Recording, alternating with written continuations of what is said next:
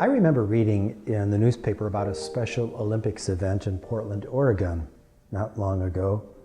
One of the many contests was a foot race for 6- and 7-year-olds. Each of them had Down syndrome. And the parents in the bleachers were as excited as each child as the bang started for the race. Certainly, none of the parents thought their child was handicapped or challenged in any way. The exhilaration was unbridled until one little guy twisted his ankle and immediately tumbled to the ground, bursting into tears of disappointment. Spontaneously, the other youngsters clustered around their buddy, ran back, circling around him, raising him to his feet, supporting him shoulder to shoulder until they crossed the finish line together, all to the cheers of the proud parents. In some way, one line in today's gospel summarizes much of the New Testament theology and spirituality. It's when Caiaphas speaks of Jesus, he would die for the nation, and not for this nation only, but to gather into one all the dispersed children of God. For some time now, there's been a dramatic increase around the world, in this country, for hate crimes, crimes against those who are different from the perpetrator.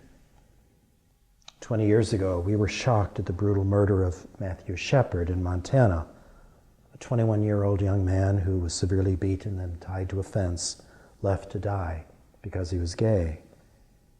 We've seen the violence and horrific shooting of African Americans and people of Jewish ancestry in churches and synagogues, all because of their religious beliefs.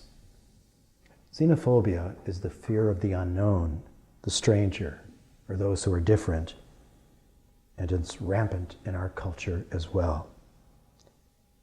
God's dream for us, as revealed in Jesus' preaching and teaching, is union or communion. In page after page of the gospel, the Pharisees and even Jesus' disciples keep trying to exclude children, the Samaritans, those who are poor, the foreigner. Jesus keeps welcoming the sinner, including the outsider, what Pope Francis calls the existential periphery. A lasting image, almost photographically etched into my memory, is the photograph of Pope Francis celebrating Holy Thursday liturgy 45 miles from Rome last year. He is washing the feet of young prison inmates. Some are women, some Islamic, some refugees.